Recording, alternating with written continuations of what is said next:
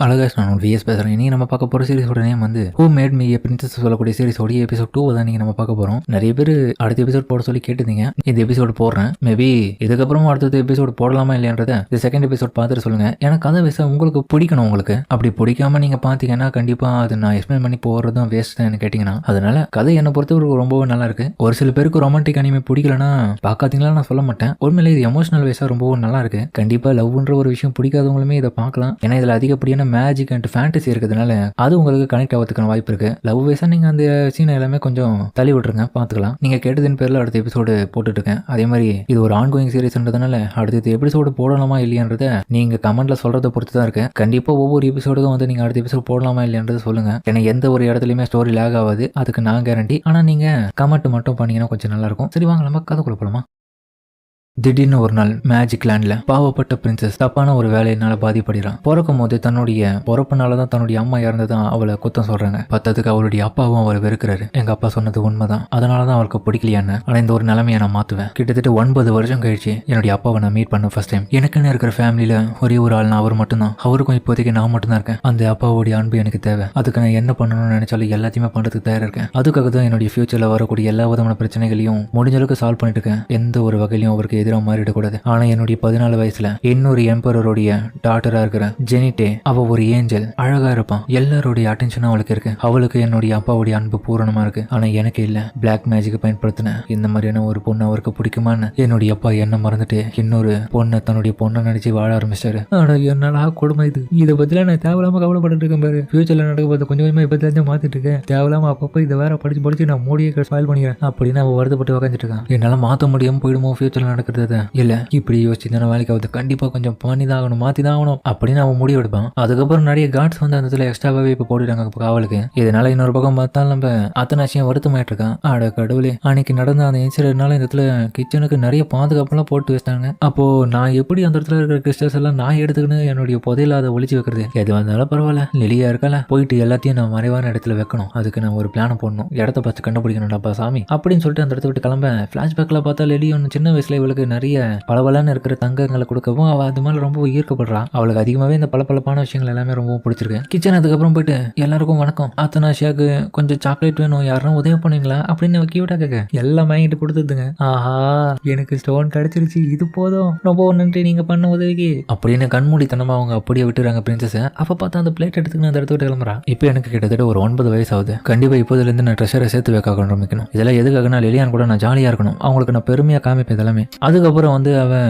கையில சாக்லேட்டோடைய கரை பட்டுறதை பார்த்துட்டு ஃபவுண்டன்ல போட்டு நினைச்சிட்டு இருப்பான். கண்டிப்பா வந்து லெலியானுக்கு அதை காமிப்பேன் அப்படின்னு அவ பார்த்துட்டு இருக்கும்போது காத்தடிக்கு தண்ணி கூட வீற மாதிரி போயிடுவான். அந்த ஒரு சமயத்துல தன்னைத்தானே தண்ணியில அந்த பிம்பத்தை பாக்குறான். நிறைய பேர் சொல்லி கேள்விப்பட்டிருக்கேன், நான் பார்க்க என்னுடைய அம்மா மாதிரியே இருக்கிறேன்னு, என்னுடைய கண்கள் என்னுடைய அப்பா மாதிரி இதுன்னு சொல்லியிருக்காங்க. இம்பீரியல் ஃபேமிலியை சேர்ந்தவங்க எல்லாருக்குமே கண்கள் எல்லாமே கிறிஸ்டலா இருக்குமா. இந்த கிறிஸ்டலா இருக்கிற கண்களுக்கான அர்த்தம் கண்டிப்பா மேஜிக்கல் பவர் தான். எதனா அதுக்குள்ள இருக்குமோ. அப்படி இருக்கும்போது எதுக்காக என்னுடைய அப்பா என்ன வெறுக்கிறாரு? இப்போதைக்கு எங்களுடைய அப்பாவுக்கு அப்புறம் நான் தான் அந்த மாதிரியான கிறிஸ்டல் ஐயை நான் வச்சுட்டு இருக்கதை எல்லாரும் சொல்லிட்டு இருக்காங்க. அப்படி இருக்கும்போது அந்த ஜெனிட்டேன்னு சொல்லக்கூடிய இன்னொரு பிரின்சஸ் இருந்தாலே, ஆட கடவுளே, அதை பத்தி நான் யோசிச்சுட்டு இருக்கிறது பெருசு கிடையாது. தேவலாம எதுக்கு நான் அதையே யோசிச்சுட்டு இருக்கேன்? இப்போதைக்கு பணத்தை எல்லாத்தையுமே ஒழிக்க வைக்கிறதுக்காக இந்த இடம் கரெக்டா இருக்குன்ற மாதிரி அதுக்கப்புறம் பவுச்சில் போட்டு வச்சிருக்கிற எல்லா விதமான ஸ்டோன்ஸையும் ஒட்டு மொத்தமா இந்த இடத்துல வந்து ஒழிக்க வைக்கிற மண்ணில் போட்டு பின்னாடி அரண்மனையில் இருக்கவங்க யாருன்னா சுத்தம் பண்ணும்போது எடுத்து எதனா பயன்படுத்திட்டாங்கன்னா பிரச்சனை ஆயிடும் சொல்லிட்டு யாருக்கும் தெரியாம எடுத்து வந்து இந்த இடத்துல ஒழிக்க வைக்கிறான். அதுக்கப்புறம் அவன் அந்த இடத்த விட்டு கொஞ்சம் தள்ளி வந்துட்டு இருக்கு.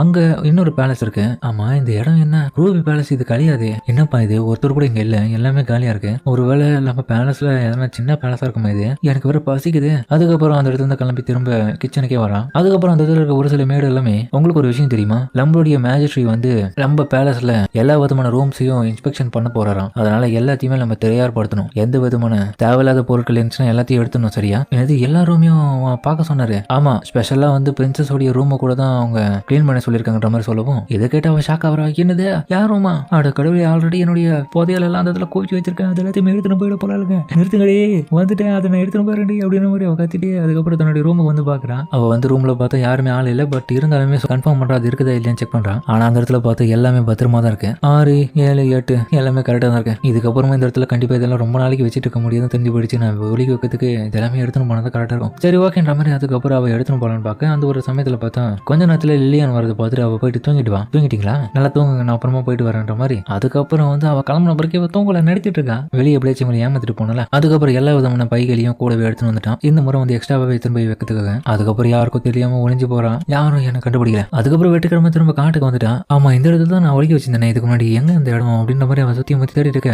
அந்த இடத்துல பார்த்தா ஆல்ரெடி ஒரு அணில் வந்து அந்த இடத்துல இருக்கிற அந்த புதையல் தோண்டி பார்த்துட்டு அதை எடுத்துன்னு போலாம் பாக்குது. ஏய் அது என்னோட, இது என்ன பண்ணிட்டு இருக்க நீ முட்டாள் அணில. அவனோட கடவுள் எதனா பண்ணணும்னு சொல்லிட்டு அதுக்கப்புறம் தான் கிட்ட இருக்கிற ஒரே ஒரு வேர்க்கடலை எடுப்பான். அந்த கலக்காவை எடுத்து அவகிட்ட கொடுக்கவும் அது வந்து அதை பார்த்துட்டு அவகிட்ட அந்த பைய கொடுத்தது. நல்ல விஷயம், இங்கேயும் பாதுகாப்பு இல்லையே, நான் எங்க தான் எடுத்துன்னு போய் வைக்கிறது. பேசாம நேத்து பார்த்தனே அந்த ரூபி பேலஸ் இல்லாத இடம், அந்த இடத்துல ஆளுங்களை யாருமே வரதில்லை போல. அப்ப அந்த இடத்துல ஒழிக்க வச்சலாம், இதுதான் அந்த இடம்ன்ற மாதிரி. அதுக்கப்புறம் திரும்ப அந்த இடத்துக்கு வந்து பாப்பா ஆளுங்களை இல்லை, இந்த இடம் தான் கரெக்டா இருக்கணும், இந்த இடத்துல ஒழிக்க வச்சுனா இது என்னுடைய கஜனாம மாறிடும் பிரமாதம். அதுக்கப்புறம் அந்த இடத்துல இருக்க அழகு எல்லாமே ரசிச்சுட்டு இருக்கா. ஃபவுண்டைன்ஸ், அப்புறம் நிறைய தூணு, அப்புறம் தங்க சிலைகள்லாம் இருக்குது. ஃப்ரெஷ்ஷா எல்லாமே தங்கம் தான், தங்கத்தாலேயே முழுசா உருவாக்கின சிலை இது அப்படின்னு ஆசைப்படுறவ அந்த தங்கத்தை கடிச்சு பார்க்கணும்ன்றது ஒரு ஹேபிட் அவளுக்கு ஆல்ரெடி இருக்க போல. அதே மாதிரி அங்க பண்றாவ. அந்த டைம் பார்த்து பின்னாடி யாரும் நின்றுட்டு இருக்கேன். ஏய் இந்த குட்டி பூச்சி எப்படி என்னுடைய பிளேஸுக்கு வந்துச்சு அப்படின்னு பார்த்தா அந்த இடத்துக்கு அவளுடைய அப்பாவும் வந்திருக்காரு. இந்த கண்ணு என்னுடைய கண்ணு மாதிரி இருக்கு, கண்டிப்பா இவர் தான் அப்பாவா இருக்கணும். ஆனா ஏன் இந்த முகத்தை பார்க்கும்போது இதுக்கு முன்னாடி நான் பழத்துல பார்த்த அதே முகம் மாதிரி தான் எனக்கு தெரியுது. அந்த ட்ரீம் திரும்ப வரப்போதான், அதுக்கான வழி வகுத்துட்டேன் நான்.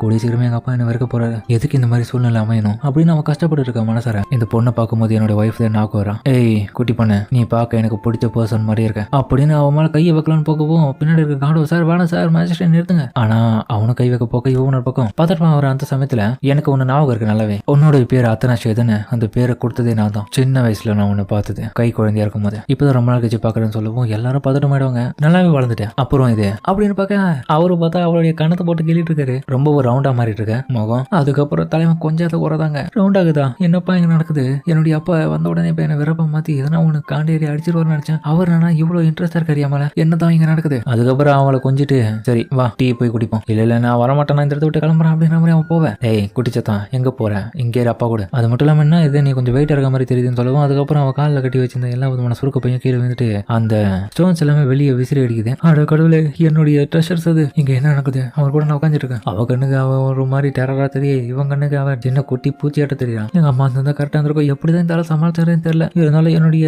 நகை ஸ்டோனை மட்டும் வச்சுட்டு இருக்காரு. அதை வச்சு என்ன பண்ண போறாரு. ஒருவேளை நான் வெளியே காசு கொடுத்து வாங்கினாலும் நம்ப மாட்டாரு. வெளியே இதை நான் தெரியாதனமா எதனா தப்பா பயன்படுத்தினா கண்டிப்பா நான் ஜெயிலுக்கு போற நிலைமை தான் வரும். அதுக்கப்புறம் எதுவுமே பேசாத பார்த்துட்டு அவர் கடுப்பாயிராரு. என்ன இது போர் அடிக்குது, நீ எதுவுமே பேச மாட்டேன். அதுக்கப்புறம் எதுவுமே பேசாத பார்த்துட்டு அந்த இடத்துக்கு பார்த்தா அதுக்கப்புறம் அவனுடைய கவனம் வந்துட்டு காஃபி எல்லாம் கொடுக்குறான், நல்லா சாப்பிடுங்கன்னு. அதை சாப்பிட்டு கூட அவ கூச்சமா இருக்கிறத பார்த்துட்டு இன்னொரு பக்கம் வந்து என்ன இவ பண்ணிட்டு இருக்கா, என்ன ஆச்சு இவளுக்கு. சார் அவங்க ஷையா வராங்க. ஷையா கூச்சமா, சரி நீ வெளியே போப்போ இந்த இடத்த விட்டு. சார் என்ன சொல்றீங்க, வெளியே போடா, நானும் என் பொண்ணு மட்டும் இருக்கும் அப்படின்ற மாதிரி அவன் சொல்ல போவாதையா. அவர் அப்படிதான் சொல்லுவாரு. எனக்கு இருக்கிற ஒரே ஒரு ஆதரவான நீ மட்டும் இந்த ஆள் கிட்டது காப்பாத்தியா அப்படின்னு மனசுக்குள்ள முனவினே இருக்கா. அத்தனாஷியா உன்னுடைய பேருக்கான அர்த்தம் வந்து என்டர்னல் சொல்லியிருப்போம். அதுக்கான இன்னொரு பேர் என்னன்னா ஒரு மானார்ச்சோடைய நேம். சோலோ லெவலிங் வரல ஒரு மானார்ச்சு, அந்த மாதிரி தான் அது. ஒபிலியாவுக்குன்னே தனி சிறப்பு வாய்ந்த ஃபேமிலி இருக்காங்க. அவங்களுடைய கண்கள் கிறிஸ்டல் ஆட்டம் தான் இருக்கும். அப்படி இருந்தாலே அவங்களுக்கு மேஜிக் பவர்ல அதிக லெவல்ல இருக்கும்னு அர்த்தம். அதன் அடிப்படையில் தான் என்கிட்ட இருந்த அந்த பேர் உனக்கு வந்ததுனால உன்னை போலதான் நானும். நீ ஏன் ரத்தம் இது எல்லாமே பிளட் மூலியமா தான் உருவாகுது, ஒருத்தர் பிளட் கலக்கத்தினால. இருந்தாலும் எதுக்காக இந்த மொத்த கண்ட்ரி எம்மள கோவத்துல இருக்கானுங்க புரிய மாட்டேங்க. எங்க அப்பா அந்த காலகட்டத்தில் ரொம்ப செக்ஸாலா ஆளா இருந்தாரு. ஆனா இப்ப பெருசா அவர் எந்த விதமான ஆக்டிவிட்டிஸும் பண்றதே இல்லை. என்னதான் ஆச்சு அவருக்கு. அவருடைய போட்டோவை கூட வச்சு கொண்டாத தெரியாத ஆளா இருக்காரு. ஏய் என்ன சாப்பிடல எதுவும், இது எல்லாமே உனக்கு தான் ப்ரிப்பேர் பண்ணுது. இல்ல ஒண்ணும் இல்ல, டேஸ்ட் உனக்கு பிடிக்கலையா என்ன.